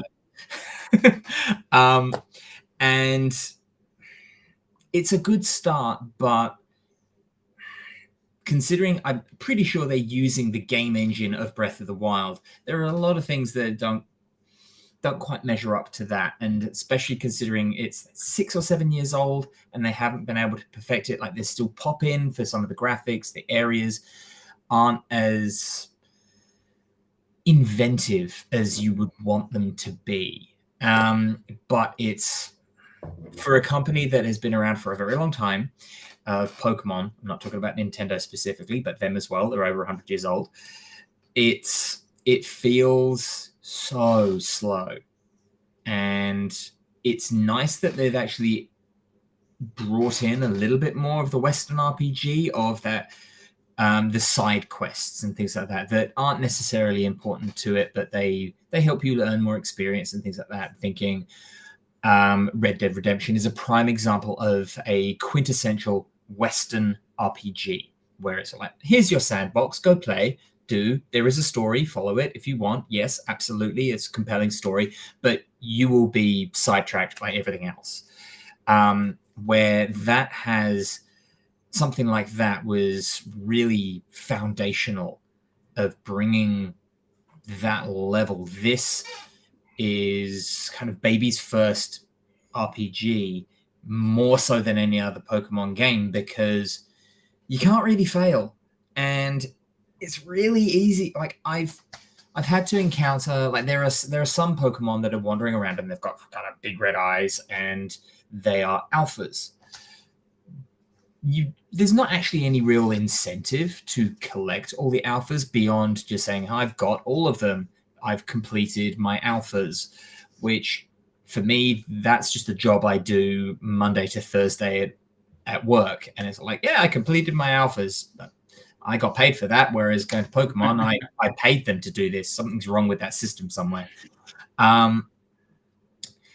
There's no incentive because you can just level your characters up, and more often than not, it literally kind of, like, when you go into the attack options and all of the 4 different moves that each Pokemon can have at any one time, it'll tell you right on the screen if it's effective, not effective, super effective versus your opponent. So it takes a lot of the learning of the game out, and it's just like, okay, well, it's basically saying, okay, you're using this Pokemon, so use that move. You're using this Pokemon against that one, it's not going to work, so change your Pokemon. You probably get a hit when you change over the Pokemon because you'll have missed your turn, because it is still turn-based action. It's disappointing is the truth of the matter. And anyone who says that it's really good is very desperate for a new, fresh Pokemon. And this, in a similar way to The Legend of Vox Machina, where there's a lot of lore that people who are Pokemaniacs will know, you suddenly go, oh my god, that's the symbol that's used in such and such in the Johto region and blah, blah, blah, blah, blah. For me, I haven't been interested in Pokemon since the first game, and that came out and it was on the Game Boy, so it was green and black. So I didn't care what color my Pokemon was because it looked the fucking same. This is for the fans entirely, but at the same time, because they're trying to do some new bits and evolve the gameplay and evolve the way that the story progresses, I am hearing, and I understand why a lot of people are going, oh no, they've fucked it up. They've taken the bit that I liked out of it. It's like, okay, well, take the game back. Don't play it. It's another half step, and it's very indicative of the way that the Pokemon Company make their games, of ridiculously slow pace. Considering how many games they churn out, they are copy and paste, copy and paste, copy and paste. It just seem to be the same thing again and again and again with these games. There doesn't seem to be a whole lot of different. They've never made like a Pokemon first-person shooter. Now that would be interesting. Or I don't know. The closest they have to that is Pokemon Snap and new Pokemon Snap, where you go around, or, an open world sandbox Pokemon game where you do something other than just throw balls at something on the screen. That is exactly what Pokemon Arceus is. And it's like, okay, this is supposed to be an open world sandbox in the wilds before the land was tamed by man. But it's like, well, these Pokemon are really chilled. They're just wandering around near a water hole. I can sneak up to them in long grass. I basically am enslaving every Pokemon. And I'm like, I don't quite know what message this is trying to deliver. It's just weird. I would have loved it if this would have been, they would have just taken it. So like, this is before the big cities that you are experiencing. This is wild Pokemon, legitimately wild Pokemon. So like, okay, we're going to see, it would be cool if it was like, oh, you know what? These Pokemon roam in herds, and you are going to, if you attack one of them, if you try and catch one of them, you're going to have to deal with the fucking herd. Nah, none of that. If their movement pattern happens to overlay with you, you can, while you're fighting another Pokemon will come in, but it's not as if like more of that type. Like you could be up against a Golbat, for example, and there'll be other Golbats fluttering around. But if you attack one, it's not as if like, oh, someone's attacking our herd, we'll come and help. It's just they'll leave you alone until their programmed path hits you, and then it's like, oh, okay, now they're part of it. It's lazy. It doesn't sound like no. I'm probably gonna keep going with it slowly because it does have a lot of quests in it, and it is a good game to just pick up and play for like 10-15 minutes and then put down, and you do feel like you've made progress. But it's not. I think you've got another game in your. I think you picked another new game this week, right? As well. I did. Hopefully, I might be hearing something a little bit more positive about than Pokemon. Yeah. So, hang on. So I picked up Dying Light 2. Now, Dying Light 2 is the 6 years in the making sequel to a very popular, very successful Dying Light, which was made famous as taglined with the parkour zombie game. And that's essentially what it was, but it had a lot, years and years of post-game content and became very, very popular. I believe that you played it, yeah? I did play a little bit of it. My computer is now getting a little old now, so it complained vociferously when it was forced to play it. So I never got all the way through it simply because it would heat the computer up so much as it goes like, I'm like, if I don't stop, it may never switch on again. But I did enjoy it. It was a fun game. So I never experienced Dying Light when that game came out. I didn't have an Xbox, didn't have a PlayStation, and I haven't had a PC gaming console, gaming system since up until now. But Dying Light 2, it definitely caught my attention, and apparently looking at all the games that are on my Xbox, I think I've got 5 zombie games on there, so you have infected me, sir. I apparently have a favorite genre now, and it is zombie games. But this just looked like fun, and a couple of days before it released, which was last week, some of the reviews came through, and it was getting a lot of 6s, maybe a 7 here or there, occasional 8, but a lot of people were saying that it was very buggy. So I went into it with a bit of trepidation, but fortunately, the only bug that I have found so far, and it was, I don't even know if it qualifies as a bug. I was talking for a side quest, and this guy's like sort of a pastor kind of guy. So like, oh, we're just doing this for the children, and the camera kind of pans. So it's a cinematic moment. And you see one kid just sitting at a table, drawing, doodling, and looks up at you and smiles. And in the background, it's just another kid.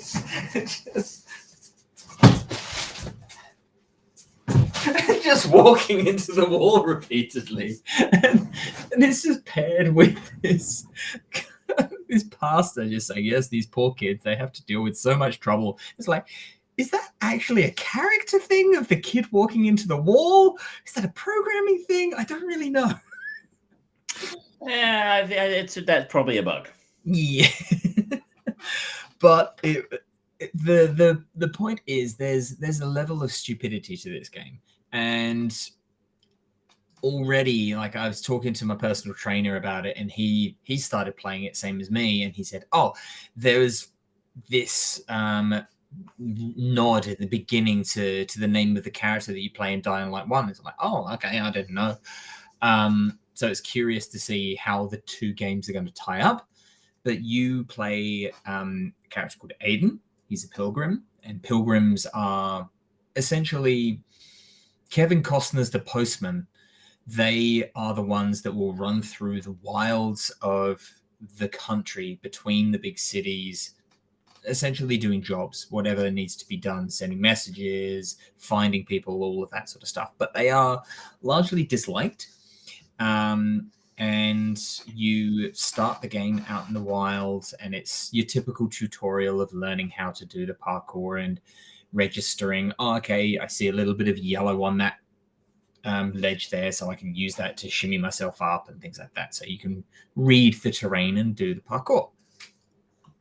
Then you get to Villador, which is the name of the big city that you're operating in, and instantly you are hung. There's essentially a lynch mob because you don't have this band on you saying whether you're infected or not, and you are saved by a good Samaritan, and it drives the story from there. You, as your character, your goal is to try and find your lost sister, Mia, and you have received information that someone at Villador knows where she is. And then it just kind of opens up. What I am enjoying about it is you've got a basic sort of like progress tree of combat or parkour. And as you're doing things day and night cycle, you'll get extra bonuses for doing parkour at night or combat at night when things are harder and zombies are more prevalent. So there is benefit to just literally running around, because running around, moving, beating up random people, bandits or zombies or whatever you come across, you are always kind of being rewarded for your efforts. And there's a lot of side quests. They came out about a month ago and said, oh, there's 500 hours worth of content in the game if you complete all the side quests and everything as well.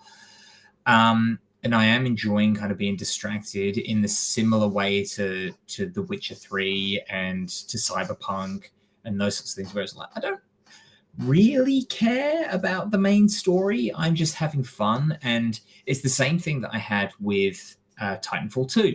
I really loved that game. The story was very good, for one thing, but the movement, the fluidity of moving around felt awesome in Titanfall 2. And it's a little buggy here. Sometimes it's like, I'm pretty sure I made that jump, but you just glitched out there and dropped me, and now a chase sequence has happened. Thank you very much. But overall, it feels really good. And as you progress up, you get other... You can improve your parkour abilities and stuff like that. I think it's quite a beautiful game. It's not the prettiest game in the world. It has chosen its art style and everything fits rather nicely with it. Considering everything that is going on and how, in comparison to Pokemon Arceus, where I was saying it's very barren, this, in spite of it being an apocalyptic city, feels very lived in. There's a lot of zombies around, and there are a lot of people around, and you never go too far without hearing random people having a conversation about like being stung by a bee, and someone saying, "Oh, I want to kill the fucker." It's like, no, if we don't have the bees, then we don't have honey, and we need the honey, and all of that sort of stuff. Like, they've scripted nicely and made the world feel alive, which I applaud, considering the size of the world that you have, but it's not really doing anything particularly new. I'm just very much enjoying this so far. I would like to play it, but it was $100 on the Microsoft store, and I'm not paying that. And we had a conversation over text about why it's so damn expensive when they don't have to pay for shipping or a storefront, the usual complaints. But I know it's a scam that's basically a tax to keep brick and mortar stores in business, which helps some of us out there. But more than that, we were talking about playing a multiplayer or co-op together. I have heard that cross-gen co-op is not available yet. So I'm happy to be corrected. I've heard people say it is and isn't, but I don't believe it's available. And because you're playing on the next-gen console and I'm playing on my cruddy old Xbone, and I often have worries where it'll play well on my Xbone. I've heard, again, stories from people playing on last-gen who are not having a good experience in terms of frame rate and such. Yeah, it is a visually taxing game, and I would not be surprised if the original Xbox One has smoke coming out of the back of it. What irks me, okay? I have noticed this now. I got the disc version, and I put it in, and it downloaded all the data on the disc really quickly because there was only like 340 megabytes of data on the disc, and the rest was a fucking download. And it's like, what? This is a Blu-ray disc. You can fit easily 50 gig onto one of these standard discs. Why the fuck is why? What is the point? Why even have a disc in there? Just have a code in a box at that point. What is the fucking point? Which is a good point, actually, in a way. Like, why do they not? It must be some sort of scam to keep brick and mortar retailers in business. But why can't I just buy a code online? Well, that's the thing. You can. They sell codes in boxes. For those collectors who want to have a case, that is an option. That you can do that for Halo Infinite. For the people who have Game Pass, you can buy a code, whatever you like. I just don't understand the point of it. If it's essentially just going to be a digital game, why? Why even have the disc? So, it's disappointing, but I'll get to it at some point. But I guess at this stage, I'm waiting a couple of months for them to fix up their bugs to actually have cross-gen co-op in the game, which, considering how long this is in development, is pretty disappointing. Yep. But that's not available at launch. If you're going to sell it, right? I mean, considering how rare those next-gen consoles still are today. So, disappointing on that front, but I will get to it at some point. I've also heard the story is incredibly disappointing. Not that I guess that really worries me a great deal because 90% of video game stories are kind of meh, but I've heard it's noticeably terrible. I'm kind of enjoying it at this point, but I don't think I'm going to be surprised. I don't think this is going to win any awards for storytelling at all. I have my ideas of how the story is going to progress, and I'm not particularly interested in it, which is why I'm just enjoying what I enjoy of the game, which is running around, purposefully causing chase sequences and seeing how long I can survive before I have to hide like a baby. The other thing that I will point out about this, it is good at building tension.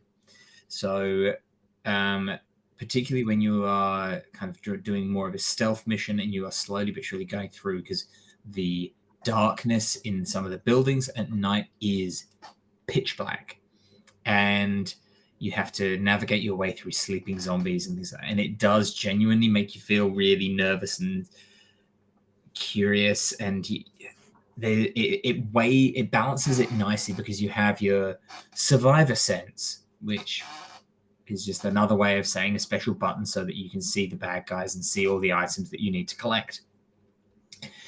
And it does balance it rather nicely because you want to get through and just do it, but at the same time, ooh, lots of shiny. Can I do that? And if you're smart, you can kind of go around and take down the zombies without causing too much of a fuss. But I was impressed that it was actually making me feel tension and nerves and a bit of paranoia about it. So kudos to them for that, at the very least. We're cracking on towards 2 hours. I'd like to try and get in under 2 hours this week. We've been very tardy of late. Yeah. So to see if we could quickly talk about some Jackass. Yeah, talk about Jackass Forever. So this is the new Jackass movie. I'm sure everyone's shocked at Paul with that title to have heard that. Mm-hmm.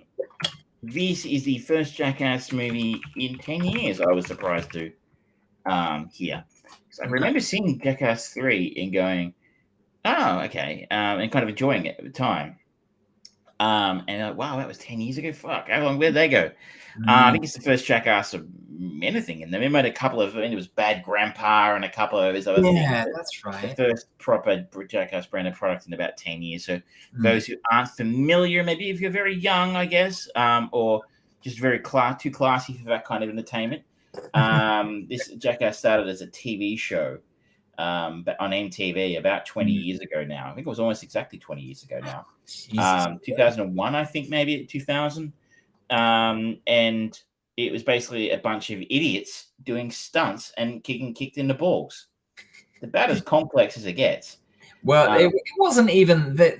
Like they had to officially label it like at the start. Like they got branded as stunt people so that they could get insurance and stuff like that, wasn't it? Because they're not actually trained stuntmen. I think some of them might be. Some of them were professional skateboarders and that sort of thing. Some of them were just idiots. Some of them, I think, might have been actual stunt performers of some description. But yeah, they would have a little warning at the start of a show going, don't attempt it. He was at home. It kind of, as per most things, it kind of outraged the public morals, especially in the United States. People are like, oh my God, when somebody please think of the children. And now we're up to the fourth movie. And this is a weird one for me in a sense of, I actually had a conversation with someone today who said, did I read your Facebook right that you went and saw a Jackass movie on Monday night? And I'm like, yeah. And I go, you paid for that? And I go, yeah. And I said, I haven't laughed that hard in years, literal years. And they decided to be a little bit judgy about it. And I had to remind him, but he was a big fan of his show. I know Steve's not watching, but he was a big fan of our show back. He's like, well, I've just become a little bit more mature. And so don't grow up, it's a trap. That's a good point. Yeah, don't take life too seriously. You'll never get out alive.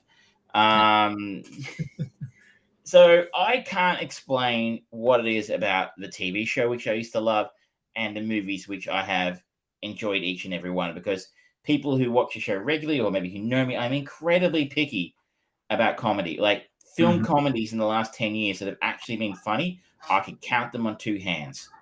Stand-up comedians I've gone to see in the last few years who I've actually found amusing, just that it would be a barren wasteland. The amount of times I'll roll up to gigs and comedy shows with friends of mine who are big fans, and I'll be, oh, this person's amazing, and they see everyone else laughing, and I'll be like, sorry, this isn't very good. So I'm Yeah. very, very picky, which is on me. But something about these shows, there's something about people being utterly stupid and hurting themselves in the process. It just tickles me. I mean, it is man getting hit by football on a massive scale, basically. Oh, my groin. I wonder if this is going to be it's already proven to be a success in the box office, especially in America. I wonder if this is actually gaining a little bit, because in the time that it's been since the last Jackass movie, we've got things like TikTok and Instagram videos and things like that, where it's almost this show. There's a subsection of that comedy of TikTok that is Jackass. So I think you're right. This show does bring back most of the original crew who are still alive. Ryan Dunn died in 2011, and so he's not in this one. And for those who are fans, might remember Bam Margera. He when his little CKY crew were a big part of the original show and movies as well. Bam still has trouble with substance abuse, and I believe the story was he had to sign a sobriety pledge to take part in the film. He did not stay. He did not fulfill his end of the bargain. He didn't stay off the gear. He didn't go to rehab, and then was fired from the film, and then sued Paramount and the rest of the Jackass guys over it, which I assume he lost. But it delayed the release of the film somewhat. So you won't see, unfortunately, which is a shame, because like I used to think his stuff was funny as well. But he's not here. But most of the original crew, but they also have a bunch of younger guys as well. A new stars. Rachel Wolfson is one. I can't remember the other guys' names. There's a few other new ones in here as well. And actually go through at the end and they say this is how they found them. Like Rachel Wolfson's, I think Johnny Knoxville saw her doing stand-up comedy on Instagram. So they found someone on YouTube. This person was on Instagram as well. Cool. So it actually, these people were discovered, if you will, doing stupid shit probably, and stunts and stuff on social media. So you're right. This would be probably where these people are actually being discovered now. But also, funnily enough, this has a 7.74 Metascore from critics. I've even seen like some pretty stuffy reviewers, like Mark Commode. Again, we talk about him occasionally. He's a BBC film reviewer who I quite like watching his stuff. And he's usually not exactly highbrow, but he's usually fairly selective about what he enjoys. And even he gave us a reasonably positive review. So it's actually really fucking funny if you like this kind of slapstick, ridiculous humor. The other thing it is kind of, I guess, to be noted as somewhat interesting on this is that, you know, in a world where we still see significant, I guess, exploitation of women who get significantly shittier roles in films, and you know they are objectified still heavily in film and video games. There is an extraordinary amount of frontal male nudity in this film. This is, of course, the home of the second penis puppet of the evening. The opening of the film involves Chris Pontius's penis painted like a Godzilla, rampaging through a miniature city in a piss take on a disaster film. And there, some of the stunts include which one of the guys? I can't remember which one of the guys. Aaron, I think, having to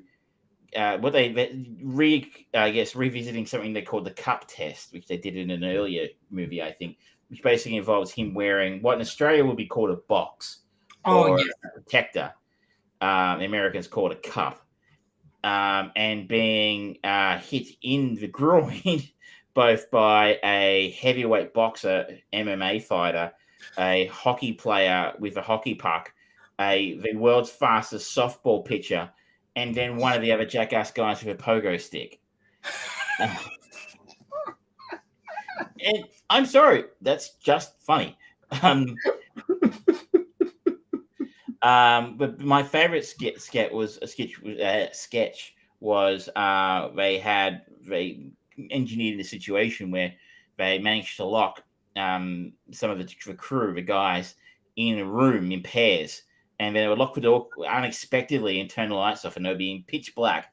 And they called this sketch the Silence of the Lambs, because Johnny would be enter the rooms surreptitiously wearing night vision goggles. And previously, they'd been talking about how Johnny was going to do a sketch with or a stunt with a rattlesnake. And so that's on their mind because they just saw the rattlesnake. And so they turn the lights off, slam the door shut, and lock it. And then they put the sound of a rattlesnake into the room and throw fake spiders at them and stuff like that. It was just, it's kind of cruel, but just so damn funny.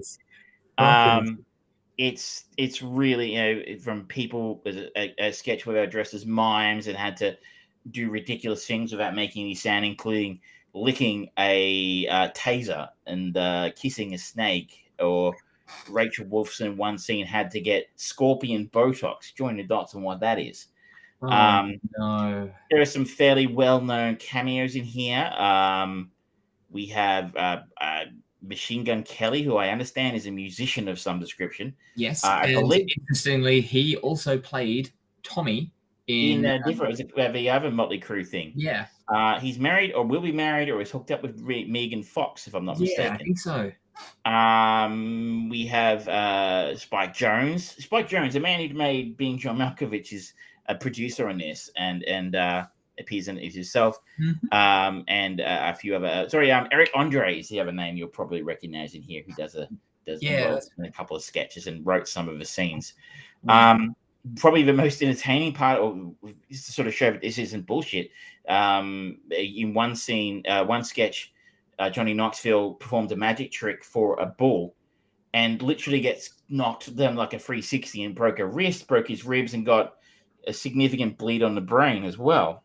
Oh, as part of a concussion. So, this is not fucking around. And these guys are in their late 40s, early 50s. So, it's quite remarkable they're still going. It's pretty stupid. But look, I can only talk about the fact that I was in hysterics. This is an utterly hilarious film. If you're too pretentious or stuck up to enjoy someone getting hit in the nuts, then this is absolutely. If you're really, really turned off by male nudity, you're really turned off by people getting hurt, you're really turned off by very slapstick comedy, there is no story. That should be absolutely clear. There's absolutely no story. This isn't like the Eric Andre film from a couple of years ago where I can't remember exactly what it was called, but it was kind of Bad Trip. That's right. And he was sort of doing jackass style stunts, but in the context of an actual story. There is no story. It is a sketch, stunt, sketch ad nauseum. And it's highly, highly amusing. So look, everybody seems to be digging it. So I would give it my thumbs up and go, I thought it was hilarious with you, but with the intense caveat there that this is absolutely not going to be for everyone. Okay. I am keen to watch it, and it does make me kind of nostalgic, and I think I'll try and see the first three again, because it's been a long time since I saw too, it. Yeah. So I was also trying to think. I know I saw the first couple. I actually think I saw a Batuta Advocate article on Facebook that said middle-aged man watching Jackass Forever realizes it doesn't look the same as watching the first three on a DVR. Yes, that's correct. I'm pretty sure that's how I watched them. You get me. All right. Well, do you want to just stop it there so we are under the 2 hours, and then we can save our talks of Boba Fett for the finale? Let's see, because the finale's tonight, and I think we might be one close. We get a couple of weeks away from. We've got 2 more episodes of Peacemaker. Yeah.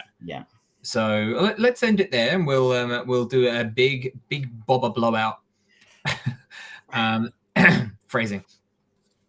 Big Boba Fett blowout next week. We're talking about the finale and our general thoughts of the whole season. We will have an update on Peacekeeper. Travis has spoiled me rotten by choosing The Good, the Bad, and the Ugly to be our new chain movie. We talked about Ripley's Game, Pam and Tommy on Disney Plus, Jackass Forever just there, Legend of Vox Machina on Prime Video, and I talked about Dying Light 2 and Pokemon Arceus. I'm still trying to get around and watching Nightmare Alley. If a cinema actually fucking showed it instead of just 7 screens of Spider-Man and 3 screens of Sing. It's quite remarkable, but that's still #1 in the box office most places. Mm-hmm. It's impressive. Apparently, it's going to overtake the US domestic total of Avatar. So that's It's good. better than Avatar, so that's good. Yeah, it's true. It's true. All right. Well, on that note, ladies and gentlemen, thank you so much for joining us for episode 137 of Armchair Producers. I have been George Turn. That has been Travis Croft. Thank you so much, and we will see you next week. Good night.